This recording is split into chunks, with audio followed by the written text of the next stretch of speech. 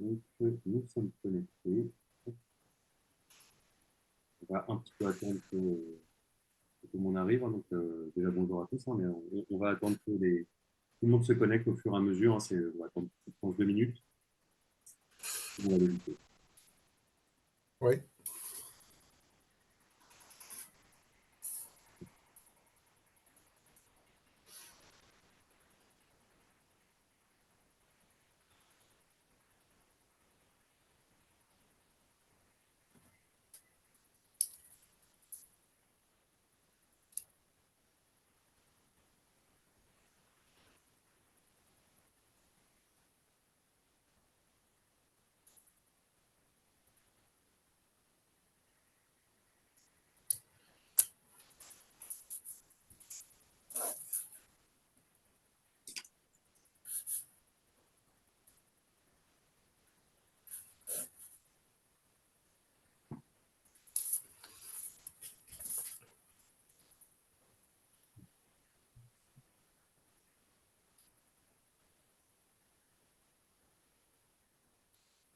On va attendre 2 minutes.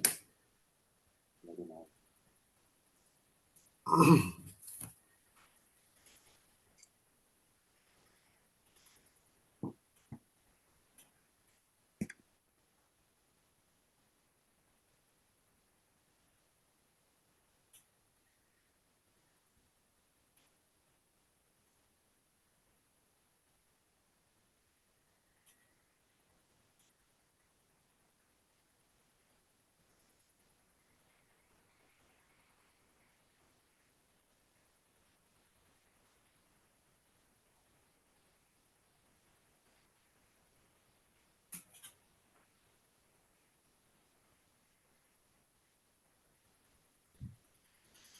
Allez, c'est bon pour vous, monsieur Delat, on y va? Oui, oui, c'est bon. Allez, on débute dans ce cas. Ouais, bien, bonjour à toutes et à tous, hein, et merci pour votre présence ce soir. Bienvenue donc, au rendez-vous des investisseurs à impact. Donc, moi, je suis Timothée Delacour, responsable énergie renouvelable pour Mimosa. Donc, à mes côtés, il y a monsieur Guy Doléac, donc, comme promis, donc, qui est agriculteur et président de la SAS Agrogaz des Pays de Puy, dont on va parler ce soir. Donc, bonjour, Guy. Bonjour à tous et à toutes. Donc, peut-être me présenter rapidement. Guy Doléac, donc, je suis agriculteur avec mon épouse sur une exploitation laitière avec une partie en transformation et vente directe, plus un atelier de volaille label rouge poulet du Gers. Donc, je suis président de la SAS Agrogaz depuis 3 ans. Super. Donc, ce soir, on va parler donc de projet donc, biogaz en Occitanie, 60 éleveurs engagés pour la transition. Ce titre, finalement, il résume bien, hein, ce projet. On va le voir dans le détail par la suite. Donc, vous avez la possibilité, hein, de poser des questions auxquelles on fera en sorte de répondre, soit pendant la présentation, si c'est en lien direct avec ce dont on est en train de parler, soit en fin de présentation. Et enfin, si on n'a pas eu le temps pendant la présentation de répondre à toutes les questions, eh bien, moi, j'y répondrai, hein, si c'est nécessaire. Donc, dans un premier temps, moi, je vais reparler un petit peu de Mimosa, hein, même si vous devez connaître notre plateforme, puisque vous êtes normalement déjà un contributeur, une contributrice. Mais je le rappelle, donc notre raison d'être chez Mimosa, notre credo, c'est l'avenir est agricole, cultivons-le. C'est-à-dire qu'on est une plateforme de financement participatif dédiée à la transition agricole et alimentaire. Et donc, c'est dans ce sens qu'on a souhaité accompagner donc, M. Deléac et ses associés dans ce projet. Je ne vais pas vous lire un peu. Et donc, oui, la personne que vous voyez ici, c'est Florian Breton, notre fondateur, qui a créé Mimosa donc, en 2015. Donc, je le rappelle, hein, les acteurs clés, hein, pour Mimosa, ben, c'est à la fois les porteurs de projets, donc incarnés ce soir par M. Deléac, mais aussi par les citoyens ou éventuellement les entreprises, qui sont ce soir incarnés par vous, qui assistez au webinaire. Et donc, notre seconde mission, au-delà d'accompagner la transition, c'est également de recréer du lien entre le monde agricole et le reste de la société, c'est-à-dire les citoyens, les entreprises. Et donc, c'est ce qu'on essaie de faire aussi via ce webinaire ce soir. Donc chez Mimosa, je le redis, hein, mais on soutient la transition agricole. Aujourd'hui, on est assez fiers, hein, puisque c'est 6500 projets qui ont été financés, à la fois en France et en Belgique. C'est plus de 120 millions d'euros aujourd'hui qui ont été collectés au service de la transition. Et on fait en sorte de mettre en ligne chaque mois 100 nouveaux projets, avec à ce jour 500 000 citoyens qui ont redonné du pouvoir à leur art. Donc voilà, quelques chiffres pour rappeler notre raison d'être chez Mimosa. Et donc maintenant, on va pouvoir entrer dans le vif du sujet. Hein. Agrogaz PPI, c'est un projet de méthanisation agricole, hein, je le précise. Et donc, c'est l'unité qu'on voit en photo, là, puisque une des différences par rapport au projet qu'on présente parfois sur la plateforme, c'est que l'unité de méthanisation, elle est déjà en fonctionnement et elle est déjà construite. On va pouvoir en parler juste après. Mais avant ça, encore un petit moment avant de parler du projet dans le concret, on va rappeler ce qu'est la méthanisation, à la fois le principe et les enjeux. Donc la méthanisation, donc, sur la gauche, c'est un schéma qui montre de manière assez simple le fonctionnement, c'est-à-dire qu'en bleu, vous avez ce qui représente l'exploitation agricole, qui va produire ce qu'on appelle les intrants ou les substrats, qui en fait bien souvent sont des effluents d'élevage, c'est-à-dire les fumiers, les lisiers, qui sont produits par les animaux sur les élevages. On peut également mettre des végétaux dans la méthanisation, hein, qui sont également des déchets bien souvent pour les exploitations. On pourra l'évoquer également. Et donc, ces intrants, ils sont amenés à l'unité de méthanisation, qui sont représentés là par les dômes. Et donc, en fait, ce qui se passe dans ces ouvrages, eh bien, c'est qu'on reproduit ce qui se passe dans l'estomac d'une vache. C'est-à-dire qu'on va chauffer, on va agiter la vache. Et donc, et on va ensemencer avec des bactéries qu'on retrouve dans le rumen d'une vache, ce qui va permettre de digérer la matière et de produire ce qu'on appelle le biogaz. Et par extension, le biométhane, qui est ensuite injecté dans le réseau. Le biométhane, ça représente un peu plus de la moitié de ce qu'il y a dans le biogaz. À côté de ce biométhane, eh bien, il y a du bio-CO2. Et dans le cas du projet d'agrogaz, eh bien, ce bio-CO2, il est récupéré pour ensuite être valorisé. Donc, ça, on pourra en parler avec Guy juste après. Et donc, le biométhane, il est produit, il est ensuite injecté dans le réseau et vous pouvez le consommer chez vous pour chauffer vos maisons ou directement à la gazinière, ou alors il est utilisé dans l'industrie. Et il va venir substituer du gaz d'origine fossile. C'est le premier intérêt, c'est que c'est du gaz qui est renouvelable. Et le deuxième produit, enfin, le troisième après le bio-CO2, c'est le digestat. Donc le digestat, en fait, c'est une fois que la matière elle est digérée, et donc qui est une partie qui a été transformée en gaz, eh bien, il reste à peu près 90% du tonnage de la matière qui a été incorporée. Et donc, ce digestat, c'est en fait un engrais organique qui est ensuite épandu sur les parcelles des agriculteurs et qui est en fait un engrais qui est de grande qualité et qui permet d'améliorer l'autonomie des exploitations agricoles, l'autonomie en engrais notamment. Et donc, à droite, vous avez un cercle qui résume à peu près ces enjeux que je viens d'évoquer, donc, qui sont la réduction des gaz à effet de serre, déjà en captant les effluents d'élevage et en les faisant se digérer, en captant le méthane qui se produit naturellement quand les bactéries vont digérer ces effluents, comme toute matière organique en fait.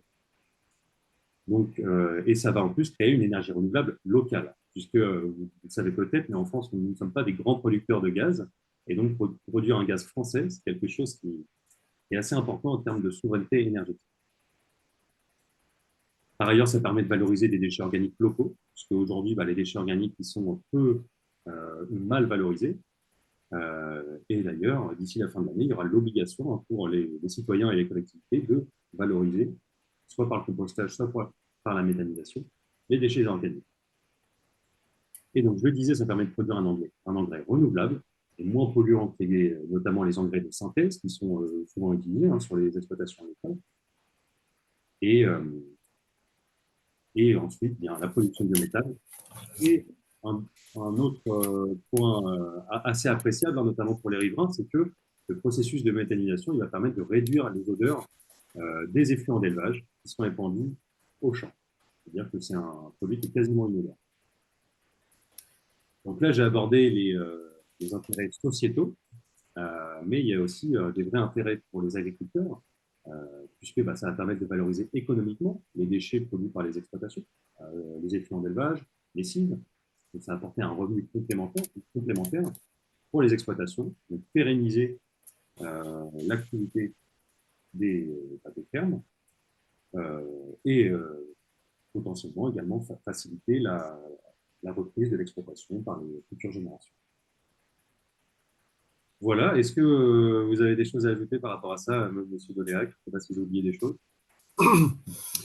Non, vous avez fait globalement le tour. Bon, si on peut rentrer un peu dans les chiffres, notamment par rapport à l'économie d'engrais chimiques, notamment de l'azote, Mhm. ben, on sait qu'aujourd'hui, un fumier ou un lisier qui est tel qu'il était utilisé auparavant par les agriculteurs ont valorisé à peu près 40% de l'azote contenu dans ces effluents. Le fait de passer par la méthanisation et d'avoir ce traitement dans les digesteurs, euh, on valorise entre 80 et 90% de l'azote contenu dans ces fumiers et dans ces lisiers.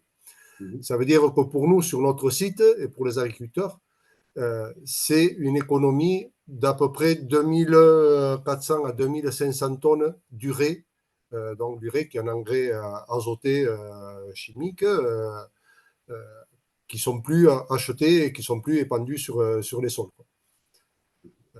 Donc c'est une économie financière, mais c'est aussi une économie environnementale, puisque bon, cet azote, cette urée, on n'en produit pas en France, elle est toute importée, elle est produite à partir de gaz fossiles. Mhm. Euh, donc, en termes environnementaux, c'est un impact environnemental très important, quoi. Mhm. Bon, après, sur l'autre partie de fertilisants, phosphore ou potasse, bon, la valorisation, elle était de la même façon avec les fumiers et les lisiers. Mhm. Tout à fait, elle est la même, Ouais. à l'exception peut-être que bah, il y a certains déchets, notamment végétaux, via les cimes, dont on pourra parler, mais ça, eh bien, vous allez le faire passer par le méthaniseur et le récupérer derrière. Oui, disons que là, puisque vous parlez des cives, mais les cives c'est des cultures intermédiaires qu'on implante entre deux cultures alimentaires, que ce soit après un blé, après une céréale type blé ou orge. Donc on implante un couvert de suite après la récolte, et ce couvert, on le récolte à cette période-ci, là, maintenant.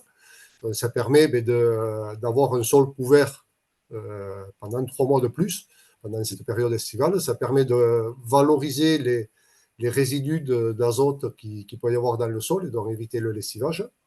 Et on fait la même chose après des récoltes de maïs ou de soja.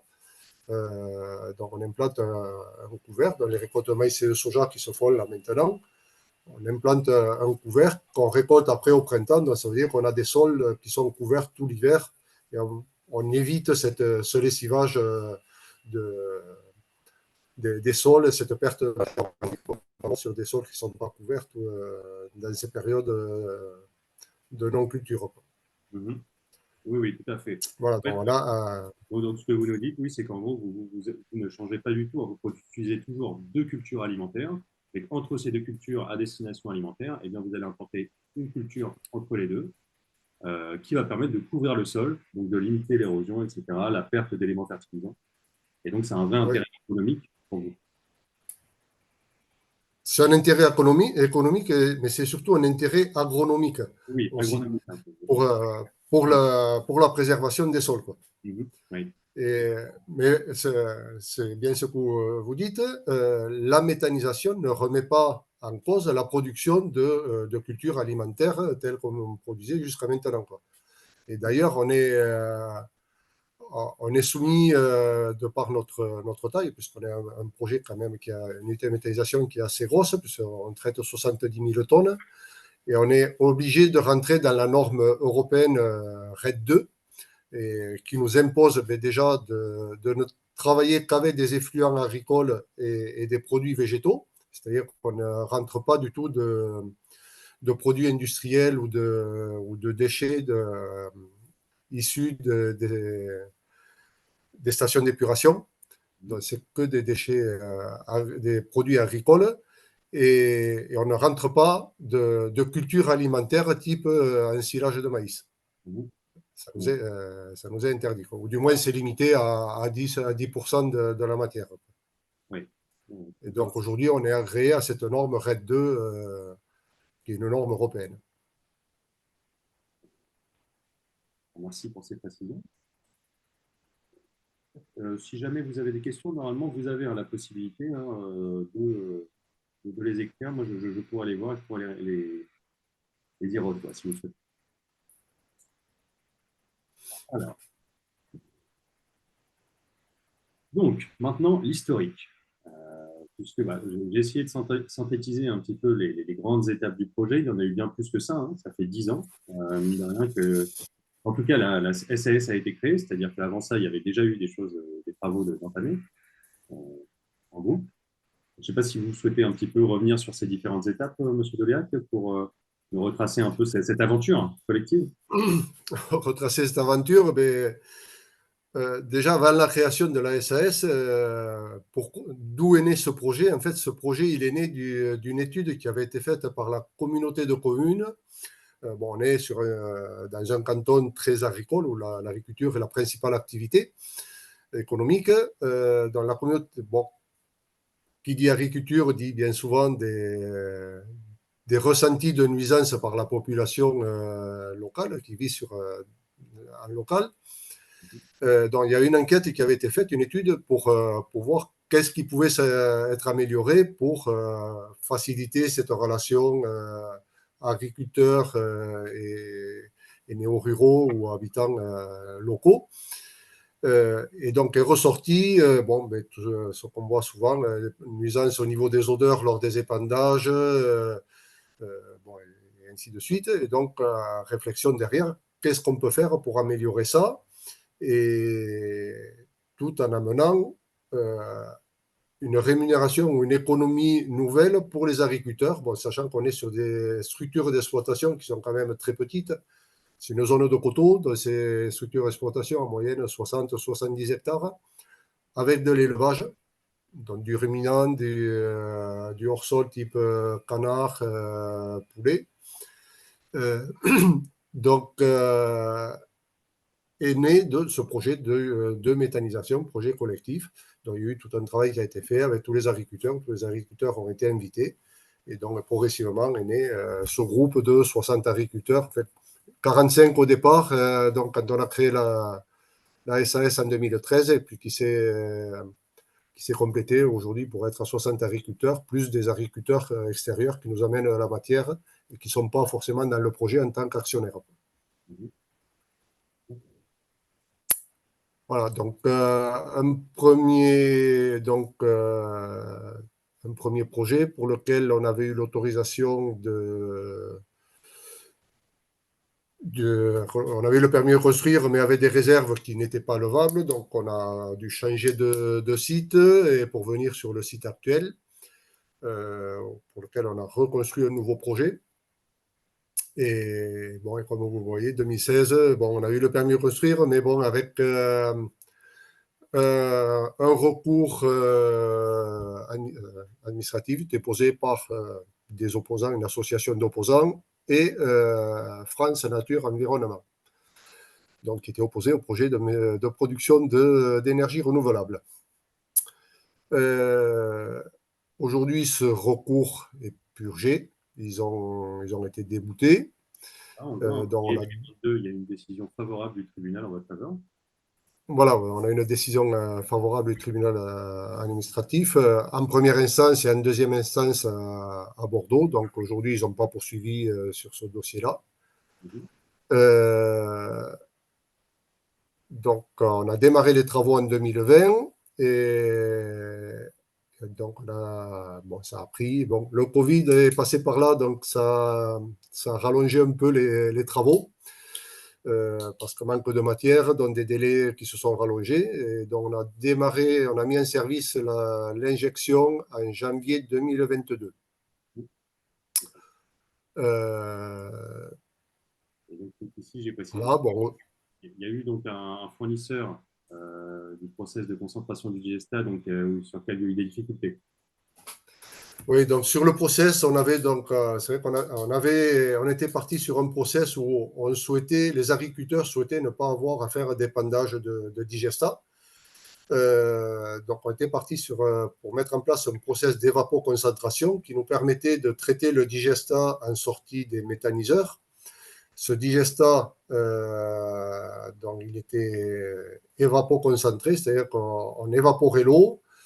L'eau était rejetée dans le milieu naturel après évaporation et après traitement, et on récupérait du concentrat d'azote, qui est l'équivalent d'un engrais d'azote liquide qu'on peut trouver sur le marché aujourd'hui. Donc ce process une partie a été livrée, et donc en octobre 2021, la société qui nous fournissait cet équipement a été mise en liquidation judiciaire. Donc on s'est retrouvé avec un process qui n'était pas terminé, qui était payé en quasi-totalité, des équipements sur site qui aujourd'hui ne sont pas utilisables parce que le projet n'est pas terminé. Alors, on a essayé de le terminer avec le sous-traitant italien. Bon, ça a été très compliqué, et on n'avait plus aucune garantie sur le fonctionnement réel de ce process, pas de suivi technique. Donc, on a pris la décision en décembre 2022 d'abandonner ce process et de construire une lagune de stockage et de rester donc sur un système beaucoup plus classique avec épandage du digestat sur les exploitations, comme ça se fait sur la quasi-totalité des sites aujourd'hui. C'est ça. Et donc, Et c'est ce qui nous a amené derrière à faire contacter Mimosa pour chercher du financement, puisque comme dans tous ces projets, nos banquiers, ils ont établi un financement au départ pour le projet. Ils ne sont pas opposés à ce qu'on aille chercher du financement ailleurs, mais eux restent figés sur le financement initial. D'où notre démarche aujourd'hui pour aller chercher du financement participatif auprès du grand public par l'intermédiaire de Mimosa. Voilà. Bah, écoutez, on a déjà fait un bon tour du sujet, mais donc vous l'avez compris, hein, c'est en gros un problème technique, hein, un problème d'un fournisseur qui a amené AgroGaz et donc a trouvé une solution, et donc cette solution a entraîné un surcoût. Et c'est ce surcoût qui fait partie donc, du besoin de financement actuel. Donc pour avancer, donc, on n'a pas forcément parlé de l'historique. Voilà, il y a également Metanor et Evergas qui sont arrivés dans l'actionnariat d'AgroGaz aujourd'hui. Donc je ne sais pas si vous pouvez parler un peu de cette collaboration. Collaboration, oui, bon, mais déjà, cette collaboration, elle a démarré juste au moment où on a eu l'annonce de la liquidation de l'entreprise Carré Vert. Donc, au départ, on était en discussion avec Metanor, et suite à cet événement, ils se sont rapprochés d'Evergas, et donc ils sont rentrés tous les deux au capital. Bon, ça nous a permis de sécuriser le site, puisque bon, Metanor est un acteur financier surtout, mais Evergas est un acteur beaucoup plus technique, puisqu'ils exploitent déjà des sites de méthanisation, et ils sont actionnaires déjà auprès de nombreux sites agricoles également. Et donc, ils nous apportent une expertise technique qui est très intéressante, et notamment quand on a pris la décision là, par rapport à l'arrêt du process d'évapoconcentration, puisque eux ont déjà 2 sites équipés de ce type de matériel qu'ils exploitent, un en Belgique et un autre en France. Et donc, leur expérience nous a amené à prendre cette décision. Plus également, un point que je n'ai pas évoqué tout à l'heure, ce qui nous a vraiment décidé, c'est la hausse du coût de l'énergie et de l'électricité suite à la crise ukrainienne. Bon, à savoir que le process d'évapoconcentration fonctionne à l'électricité, c'est un gros consommateur d'électricité. Donc, c'est quelque chose qui, au final, aurait pu mettre en péril le site d'un point de vue économique, parce que la rentabilité de l'évapoconcentrateur aurait été difficile à trouver, quoi. Donc, quelque part, on peut dire que la liquidation judiciaire et le surcoût que ça nous engendre aujourd'hui est un bien pour la suite du projet, quoi. Oui, oui, oui, vous êtes allé trouver donc des soutiens techniques et financiers pour vous accompagner et pour davantage structurer encore le projet. Donc finalement, Voilà, ouais. c'est encore plus fort. Juste, donc là, je vois, il y a quelques questions. Donc, monsieur Rames qui demande du méthane des produits CH4, mais ce qui est distribué, c'est du propane ou du butane et acheté par qui? Alors, c'est du CH4 qui est produit, hein, c'est ni du propane ni du butane, donc c'est du méthane qui est vendu. Et donc, il est acheté à des acheteurs de gaz, des acheteurs vendeurs de gaz, hein. Ça peut être Engie, ça peut être Save. Là, en l'occurrence, c'est Save. Oui. C'est l'acheteur de gaz. Le même monsieur donc demandait pas de souci administratif en ce qui concerne l'agrandissement, mais il n'y a pas eu d'agrandissement. Non, il n'y a pas eu d'agrandissement, c'est juste création de la lagune. Bon, on est sur,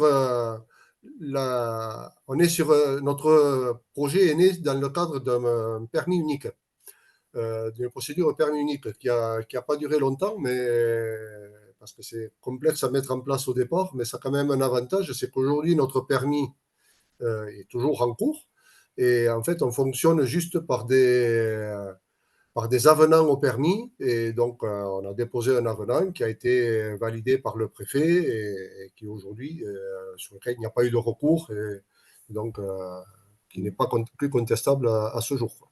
Mm. Il n'y a pas eu d'augmentation de potentiel de production, c'est juste une modification du process qu'on notifie par, par un dossier ou on recrée un dossier. C'est un avenant c'est toujours le même permis, le même numéro de permis avec les modifications qui ont été apportées. Mm. Et par rapport à la vente de gaz à l'acheteur, donc comme vous dites, c'est bien du méthane. Donc le méthane, c'est du gaz naturel, alors que le propane et le butane, c'est pas la même molécule. Ça, là, Et, on a un contrat d'achat qui est figé pendant 15 ans. Alors, quand je dis figé, c'est qu'on a un prix garanti avec une indexation qui est faite deux fois par an actuellement en fonction de tout un tas de critères. Et donc, on a une garantie de prix qui est faite sur la durée, quoi. et qui est indexé, et c'est un point non négligeable, hein, qui a été un peu un combat pour la filière, qui était très récente, mais oui, qui est indexé sur les prix notamment de l'énergie et des coûts à l'investissement. Oui. Sécurisant.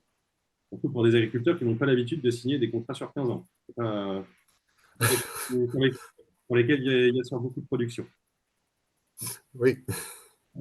Et donc ensuite, bah, il y a monsieur Le Guyadé qui me permet de faire la transition là, sur la ration du méthaniseur, puisqu'il demandait donc quelle cible mettez-vous. Bon, déjà, on voit hein, ce que représentent les cibles dans la ration du méthaniseur, juste à gauche. C'est vraiment pas grand-chose. Donc, il y a plus de 80% hein, de la ration qui est composée par des équipements d'élevage. Il y a à peu près 20, même pas 20% hein, qui sont des cibles. Mm. Et donc, on voit, il y a des cibles d'été, des cibles d'hiver. Oui, est-ce que vous pouvez peut-être nous dire un peu plus sur quel type de cible vous mettez dans le méthaniseur? Alors, les cives d'été, eh bien, ce sont des sorgho fourragés, majoritairement. On fait quelques essais, notamment des mélanges tournesol, Niger et Moa. Mais la majorité, c'est du sorgho. Et les cives d'hiver, c'est des mélanges de seigle fourragé, vesse velue, majoritairement. Hmm. Dans ces types céréales. À savoir que ces cives ne sont fertilisées que par du digestat. issus de la méthanisation. On n'utilise pas d'engrais chimiques pour ces cultures-là. Et pour les cives d'été, on peut les irriguer, mais uniquement pour assurer la levée au moment du semis. Mais après, il n'y a pas d'irrigation. Donc, fumier lisier majoritaire. Tige de maïs. La tige de maïs, c'est des tiges de maïs qu'on récupère après la récolte du grain. On en a récupéré l'an dernier. Cette année, on ne va pas en récupérer parce qu'on a assez de cives. Donc, c'est un produit qu'on utilisera en fonction des besoins et de la récolte des cives. C'est une solution pour pallier à un éventuel manque de production des cives. Et à savoir que les cives, en fait, elles sont surtout utilisées en période d'été, quand les vaches sont à l'extérieur. On n'a pas de production de fumier et on a beaucoup moins de fumier. Et donc, elles viennent compenser ce manque de fumier pendant l'été pour avoir une alimentation des digesteurs toute l'année pour pouvoir avoir une production régulière en permanence. D'accord. Et donc, on le voit, hein, c'était également une question du même monsieur, c'est avez-vous une certaine garantie d'avoir de la matière première? Oui, il y a une certaine garantie. Il y a une autonomie à 100%. C'est un des avantages d'avoir un collectif aussi nombreux d'agriculteurs, 60. C'est qu'ils ils produisent beaucoup de matière ensemble. Voilà. Donc on a ça, à savoir qu'aujourd'hui, on a des agriculteurs qui n'étaient pas dans le projet au départ et qui sont demandeurs pour entrer. Et donc, aujourd'hui, on ne peut pas les prendre parce que l'unité, elle a une certaine capacité. On peut pas. Aujourd'hui, elle est dimensionnée pour intégrer 70 à 75 000 tonnes de déchets. On ne peut pas rentrer 80 ou 90 000 tonnes. Enfin, 80, on y arriverait, mais ce n'est pas forcément intéressant parce que on peut introduire la matière, mais ça veut dire qu'il faut la sortir et donc elle reste moins longtemps en fermentation et donc on ne valoriserait pas tout le méthane qui est contenu dans les déchets. Et donc, ça, on sait qu'aujourd'hui, on a un potentiel de renouvellement des agriculteurs parce que oui, entre la naissance du projet il y a 10 ans et aujourd'hui, les agriculteurs, ils ont vieilli. Il y en a qui vont partir en retraite. Certains ont des repreneurs, d'autres non. Mais bon, on a un potentiel derrière pour garantir la matière. Donc, le même monsieur demandait, donc, les agriculteurs associés sont situés à combien de kilomètres du méthaniseur? Et est-ce que tout le monde récupère du digesta? Alors, on a le plus loin, il est à 18 km. Donc, on est au maximum dans un rayon de 18 km. Donc, on est sur 2 départements, Gers et Hautes-Pyrénées, puisqu'on est limitrophe. Certains producteurs ne récupèrent pas de digesta parce qu'ils ont des ateliers hors sol. Donc, atelier hors sol, c'est du gavage, des salles de gavage comme ça. Et donc, ils n'ont pas forcément certains n'ont pas de terre pour épandre. Par contre, notre digesta, vu qu'on utilise, on ne rentre comme produit que des matières animales et végétales. Matière animale, quand je dis matière animale, c'est fumier et lisier. Il n'y a pas de déchets d'abattoir. Notre produit, et bon, ce n'est pas des élevages dits industriels, de taille industrielle, donc notre digesta est utilisable en agriculture bio. Donc on a des agriculteurs bio, le Gers qui est juste à côté, qui est le plus gros département en culture bio. On a des agriculteurs bio qui sont intéressés pour récupérer du digesta. Et donc aujourd'hui, l'excédent de digesta qu'on pourrait avoir est valorisé et vendu à ces agriculteurs-là. Voilà. C'est sûr qu'à un moment donné, il faut garantir l'entrée, l'approvisionnement en entrée, mais il faut garantir aussi la sortie du digesta.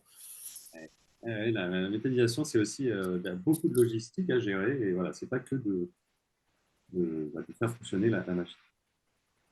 Et donc, au niveau des productions, maintenant qu'on a abordé la ration, donc on a dit ce qu'on met dans la machine, donc ensuite, qu'est-ce qui ressort? Donc, 300 normomètres cubes par heure de gaz. Hein. Quand on parle de méthane et enfin d'injection de méthane, en fait, on parle de débit de gaz qu'on va injecter toutes les heures dans le réseau. Donc, voilà, c'est pour ça qu'il y a 310 mètres cubes de méthane par heure qui sont injectés avec ce projet. Et pour illustrer un peu, ça représente l'équivalent de la consommation de 2600 foyers. Voilà, la consommation moyenne de 2600 foyers qui est produit par ce collectif. Et le projet permet l'économie de 4900 tonnes d'équivalent CO2 par an. Donc, pour imager, donc ça représente à peu près 25 millions de kilomètres en voiture. Et ça tous les ans. Donc, c'est tout l'intérêt de cette énergie renouvelable. Ensuite, il y a la partie sur le bio-CO2 qu'on n'a pas abordé longuement pour le moment. Donc, puisque je vous le disais tout à l'heure, il y a du méthane, il y a du bio-CO2. Ce bio-CO2, qu'est-ce qu'il devient?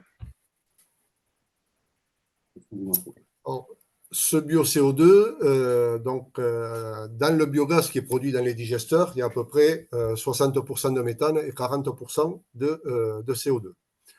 Dans une unité de méthanisation classique, on récupère le méthane et le CO2 est rejeté dans l'atmosphère. Quand on a contacté les vendeurs, enfin les entreprises qui fournissent les équipements de traitement de ce biogaz pour épurer et récupérer le méthane, il y a une entreprise qui travaillait sur un projet de récupération du CO2 et d'épuration de ce CO2 plutôt que de le rejeter dans le milieu naturel. Et c'est un peu ça qui nous a décidé à travailler avec lui. Donc aujourd'hui, ce bio-CO2, il est épuré, il est compressé et liquéfié, et on le commercialise à des producteurs de tomates sous serre. Donc, c'est des entreprises agricoles qui produisent des tomates et qui injectent du CO2 dans les serres pour booster la production de tomates. Donc, jusqu'à maintenant, il travaillait avec des entreprises comme Messer ou Linde, qui produisent du CO2 industriel, hein, qui récupèrent du CO2 dans l'air pour le vendre. Et donc, on a passé un contrat avec des serristes qui nous prennent toute notre production de CO2 à ce jour. Voilà. Et donc, le CO2 pour les séries va permettre de stimuler la croissance des plantes. Voilà, pour eux, c'est un enjeu économique. Voilà, donc, l'intégralité Et aujourd'hui. ça permet pour nous d'avoir un projet qui est plus Encore plus vertueux. au niveau environnemental, qui est mieux qu'un projet classique où il n'y a pas cette récupération du CO2. Alors que oui, la plupart des méthaniseurs aujourd'hui ne le valorisent pas, hein, parce qu'il faut aussi avoir le débouché. Vous avez la chance Voilà, oui. d'avoir proche de chez vous. Tous les méthaniseurs ne l'ont pas. Mais oui, en effet, de le valoriser, ça rend le projet encore plus vertueux. Et aujourd'hui, par rapport à ce bio-CO2, on est en train de travailler parce qu'aujourd'hui, il est valorisé pour la production de tomates. L'objectif, c'est de pouvoir le valoriser en alimentaire, en qualité alimentaire. Il y aurait un prix de vente plus intéressant. Et, on sait qu'aujourd'hui, la pureté est là. La difficulté aujourd'hui, c'est de trouver les marchés, parce que ça implique à nos acheteurs de s'équiper avec des cuves de stockage. Donc, ils ont un peu de mal à faire le pas pour s'équiper parce qu'aujourd'hui, leurs fournisseurs industriels, c'est eux qui mettent à disposition les cuves de stockage et tout l'équipement pour utiliser ce CO2. Donc, c'est un peu. On a pu faire ça avec les séristes, ils ont fait le pas. C'est un peu plus compliqué avec les industriels aujourd'hui. Mais c'est sur ce quoi on travaille aujourd'hui pour mieux valoriser ce CO2. Ok, très bien. Et donc, le digesteur, on en a déjà parlé. Et les débouchés, finalement, on l'a déjà évoqué, hein, le contrat d'achat sur 15 ans, l'acheteur au gaz, le bio-CO2, c'est pareil, et le digesta, donc les acheteurs sont aujourd'hui les associés ou éventuellement d'autres exploitations proximité qui sont intéressés. Voilà. Mais il faut savoir que l'immense majorité du chiffre d'affaires, c'est la vente du biométhane. Oui. Qui elle-même est sécurisée par un contrat sur 3 ans, donc c'est très sécurisé.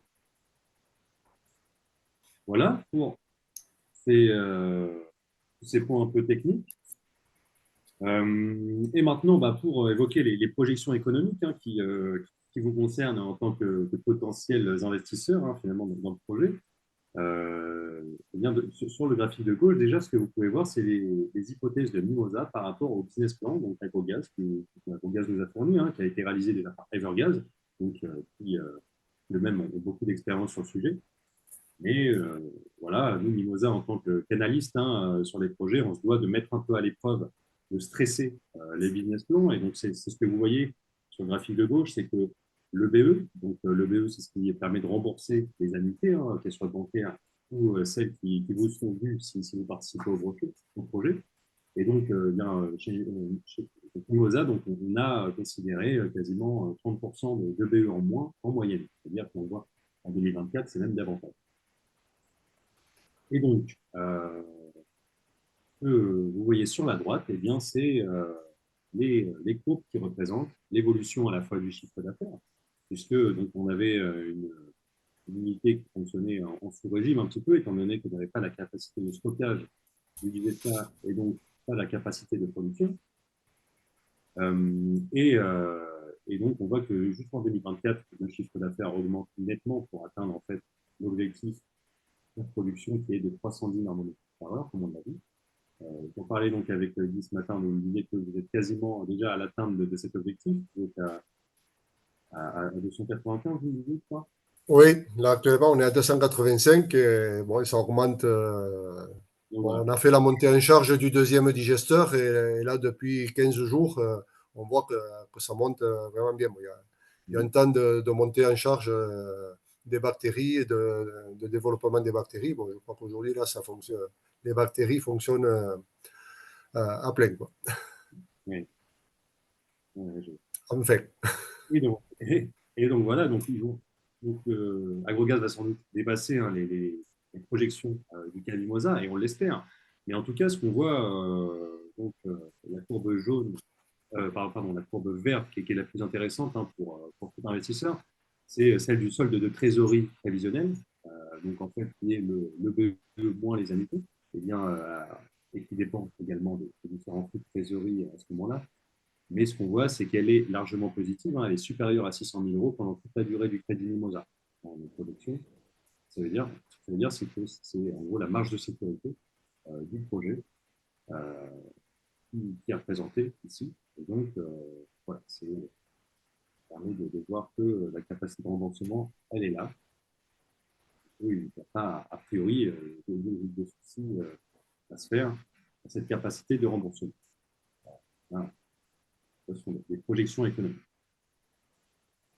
D'ailleurs, il y a une question, donc, pourquoi le taux d'intérêt du prêt est-il si élevé? Est-ce un reflet du risque inhérent à cet investissement? Donc là, c'est plutôt moi qui peux répondre à ça, puisque je suis analyste financier. Donc, et donc, pourquoi est-ce que... et donc, oui, donc, déjà, il n'y a pas un problème sur les annuités qui sont négatives. Oui, en fait, c'est parce que ces courbes représentent les flux de trésorerie. Donc, les annuités représentent un flux de trésorerie qui est négatif. C'est pour ça qu'elles sont négatives. Déjà, première réponse. Et donc, pourquoi le taux d'intérêt du prêt est-il si élevé? C'est vrai que le taux d'intérêt il est plus élevé que la moyenne des projets qui sont présentés sur la plateforme. Mais ce n'est pas parce que le projet est particulièrement risqué, c'est parce que c'est une dette qui est junior. C'est indiqué de manière assez claire sur la plateforme. Je pense que je vais avancer un petit peu pour invoquer ça. Mais c'est un remboursement junior. Donc, ce que ça veut dire, un remboursement junior, c'est qu'en fait, le remboursement du prêt participatif, il se fera après celui des échéances de dette bancaire. Et puis voilà, le projet doit d'abord rembourser la banque avant de rembourser le prêt Mimosa. Et c'est pour ça que quand le remboursement est junior versus senior pour la banque, eh bien ça va augmenter ce taux de manière mécanique pour un analyste, puisque le remboursement est effectué en deuxième lieu. Et c'est en grande partie pour cette raison que le taux d'intérêt il est à 10%. Ce qui n'est pas forcément une bonne nouvelle pour nous. Ce qui n'est pas forcément pour les porteurs de projets, bien sûr, mais ce qui est aussi un bon moyen d'attirer les citoyens pour qu'ils viennent participer au projet. Voilà. Et comme ça, finalement, tout le monde est gagnant. Il y avait une question plus généraliste un peu de M. Schmitt.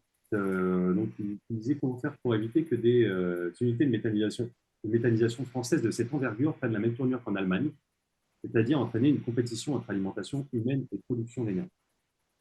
Eh bien, tout l'enjeu réside dans le fait de concevoir de manière rationnelle ces unités pour que ça corresponde à la capacité d'approvisionnement des porteurs de projets. Alors, déjà, la réglementation française est bien plus contraignante que n'était la réglementation allemande à l'époque.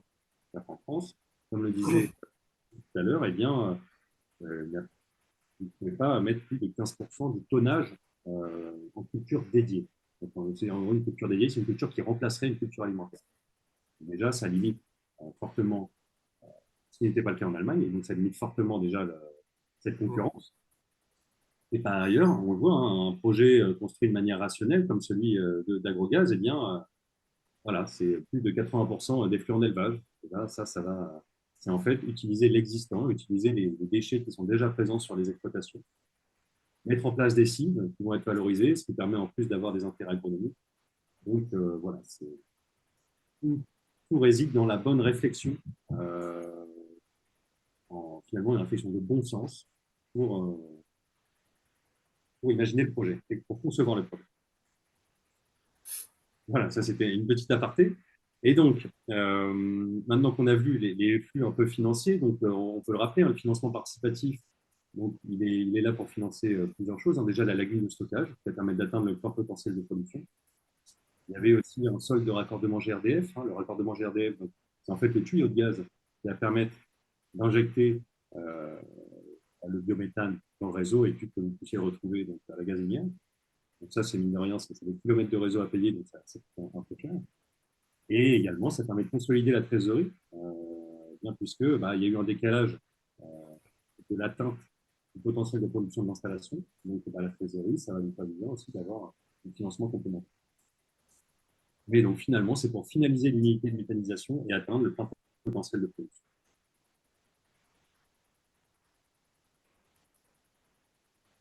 Donc les vertus du projet, hein, je ne vais pas toutes les rappeler, puisqu'on en a beaucoup parlé, hein, mais bon, c'est la diversification, sécurisation des revenus des exploitants, la pérennisation, les dizaines d'emplois, c'est vrai qu'on n'en a pas encore parlé, mais 60 exploitations concernées par le projet. Donc déjà, ça va démultiplier l'impact du projet. Et donc déjà sur l'exploitation, il y a 5 emplois, donc de l'accès, hein. Il y a 5 personnes qui travaillent. 5, 6. On cherche un sixième, là, suite à la montée en charge, on a besoin d'un chauffeur supplémentaire. Donc il y aura 6 emplois qui ont été créés pour gérer l'unité de méthanisation au quotidien. Quoi. Là, j'ai donc un monsieur qui vous dit, M. Deléac, donc c'est très agréable d'échanger de façon concrète. Chapeau, M. Deléac, pour votre pugnacité depuis 2013. Il a investi donc, dans votre prêt. Et donc, il dit, je suis dans les Pyrénées vers juillet 2024. C'est possible de venir voir et visiter. Alors, c'est possible, il faut nous appeler avant, parce que bon, c'est des sites, on ne peut pas pénétrer comme ça, et puis bon, il faut qu'il y ait quelqu'un pour accompagner à ce moment-là. Mais on organise régulièrement des visites de sites pour les personnes qui le souhaitent, notamment pendant l'été, le samedi matin, en lien avec comment ça s'appelle. C'est des gens qui sont en vacances dans le coin, et, bon, ils s'inscrivent, et bon, on essaie de faire des groupes de 15-20 personnes maxi pour organiser des visites et puis bon, vulgariser ces techniques-là de production d'énergie renouvelable, parce que bon, c'est vrai qu'on entend parler beaucoup d'électricité, mais bon, On considère que si on veut beaucoup d'énergie renouvelable, il faudra de l'électricité, il faudra du biogaz, il faudra de l'éolien. Et ce n'est pas une seule technologie qui pourra résoudre nos problématiques d'énergie et d'environnement. Mmh. Tout à fait d'accord avec vous. Eh ben, en tout cas, ça donne des idées. Et pourquoi pas, tiens, suite à ces deux collectes, hein, Mimosa, proposer une visite collective aux contributeurs à réfléchir. Et, Mmh. pourquoi pas Par imaginer. contre, ça ne sera pas 1000 personnes en même temps, quoi, Oui, soyons c'est clairs. vrai. Voilà. Parce- On dit que 100% ne pourront pas se déplacer, surtout que vous êtes quand même à une extrémité de la France, que quelqu'un à Oui, Brest pourra avoir des difficultés, par exemple, à venir jusque-là. Mais en tout cas, juste pour l'occasion. Mais voilà. oui, non, mais cet été, là, il y a une personne qui a un agriculteur qui est dans un projet de méthanisation du côté d'Angers, il était, qui était en vacances dans le coin, qui m'a contacté pour voir s'il pouvait venir visiter le site. Bon, Hmm. on l'a fait, je l'ai fait, quoi. Je vais lui faire visiter le site un matin. Bah, écoutez, Voilà. on verra comment on s'organise, mais on verra soit, je sais pas, soit pour transmettre votre contact, ou alors nous, on transmettra le mail des contributeurs. On transmettra le mail des contributeurs. Pourquoi pas proposer, voilà. Bon, on imaginera ça. Je ne ferai pas je ne vous demanderai pas de faire de promesses ce soir. Non. Ça peut être sympathique. Donc on disait, oui, 5 emplois déjà présents sur l'unité, plus bah, ça va pérenniser tous les emplois qui sont présents sur les exploitations agricoles, en plus de celles des exploitants déjà en place. Oui, et puis c'est des emplois dérivés également, puisqu'on travaille avec deux entreprises, une qui nous fait la récolte des cives. Quand ils font actuellement, ils sont en train de faire une récolte de cives. C'est un entrepreneur qui a besoin du personnel en plus. Alors, ce n'est pas des CDI, mais c'est du travail occasionnel qui donne du travail à des jeunes qui sont dans le coin. Mm. Et l'entreprise d'épandage Digesta également, qui elle s'est développée pour assurer le service et qui a également une personne qui a créé des emplois pour assurer le service. Mm. D'accord, oui, donc il y a tous les emplois directs en effet, mais aussi tous les emplois indirects. Les emplois indirects aussi. Alors certes, ce n'est pas des contrats, des CDI, mais c'est un plus pour des jeunes qui prévoient de s'installer sur les exploitations et qui, en attendant tant que les parents sont encore jeunes, ou en attendant de s'installer, qui participent à ces travaux, quoi. Ça leur fait une rémunération en plus. Bon, et donc, on va bientôt clore la présentation, mais voilà. Donc, là, c'est les facteurs clés du projet, c'est un peu les forces du projet finalement. Bah, ça, c'est plus mon regard d'analyste, hein. Mais c'est que bah, le nombre d'associés apporteurs de matière, on en a déjà parlé, mais c'est un vrai élément sécurisant du projet. C'est-à-dire que devant, bah, si un agriculteur part à la retraite, l'exploitation n'est pas reprise, et bien, voilà, le nombre fait que déjà, eh bien, le pourcentage que ça représente dans la ration globale fait que ça pourrait être facilement remplacé, voire compensé par les autres exploitations. Par ailleurs, le projet il est déjà opérationnel. Ça, c'est quelque chose qui est rare dans ce genre de projet. C'est-à-dire que bah, les travaux se sont bien passés. Ça, on le sait. Maintenant, il n'y a plus qu'à remplir la machine et à la faire tourner. C'est très rassurant. Par ailleurs, il y a Evergaz et Métanor, hein, donc, qui apportent du soutien technique et financier. Donc, leur expertise rassure pour les prises de décision futures, Mm. les conseils au quotidien. On a pris des marges de sécurité dans nos projections économiques et malgré ça, ça passe assez largement. Et l'ensemble des partenaires techniques sont reconnus pour le projet. Et il y a évidemment ce contrat de rachat de gaz sur 15 ans, qui, mine de rien, est quelque chose qui, quel que soit le secteur, même, hein, est quelque chose de très sécurisé. Voilà, et donc le résumé du prêt, hein, j'en ai déjà parlé tout à l'heure. Donc pourquoi le prêt est si élevé c'était la question de tout à l'heure, bah, par rapport au remboursement. Mais pour le résumé, voilà, c'est 8% par an qui sont proposés pour les capitaux. Le remboursement du capital, il est infiné, c'est-à-dire que si vous cotez 100 euros demain, eh bien, vous récupérez les 100 euros au terme des 5 ans, donc les 60 mois, mais au fur et à mesure, eh bien, les intérêts vous seront payés, et donc les 100 euros, vous les récupérez au bout des 5 ans, en plus des intérêts que vous aurez déjà reçus. Il n'y a pas de montant maximum pour la collecte, donc chacun peut investir ce qu'il souhaite, et le montant minimum est seulement de 50 euros. Donc, je précise en dessous que le financement de Mimosa est subordonné aux dettes bancaires. C'est la signification de Durand Junior. Ce qui signifie que le remboursement et la rémunération du financement de Mimosa seront conditionnés au respect des échéances de dettes.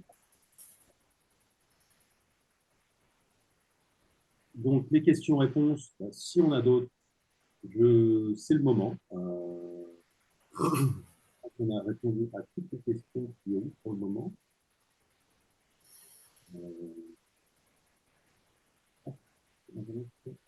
J'avais une question un peu accessoire. Donc, est-ce qu'on peut obtenir le RIB de Mimosa pour faire un virement plutôt que de régler par carte bancaire? Écoutez, je reviendrai vers vous. Je note la question. Je reviendrai vers vous personnellement. Donc, s'il y a d'autres questions maintenant, mais je pense qu'on a plutôt pas mal répondu. Et puis, en plus, on arrive au terme de la durée prévue. Donc, là, maintenant, je pense qu'on n'a plus qu'à vous dire merci déjà pour votre attention, d'avoir participé. Et puis, si vous souhaitez soutenir le projet, eh bien, vous avez donc via le code webinaire 25 € d'abondement offert dès que les 350 € investis avec le code. Et vous aussi s'engage pour les porteurs de projet quand on souhaite vous offrir 25 € à partir de 350 € investis. Donc, à savoir que l'offre est valable jusqu'à ce dimanche. Et donc, on a vite précisé, donc c'est webinaire avec un E pour le code.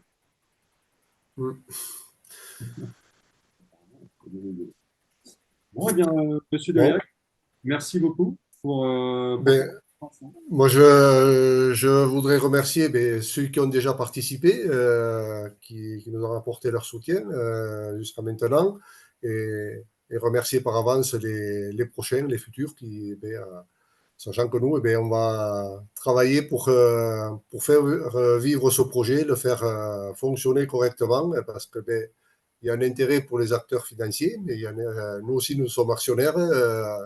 Les agriculteurs sont actionnaires dans le projet. Et puis, ils ont mis 1,5 million de capital social aussi. Et donc, on a tous intérêt à travailler dans ce sens, dans le bon sens pour sortir grandi de ce projet. Tout à fait. Je pense que ce sera le mot de la fin.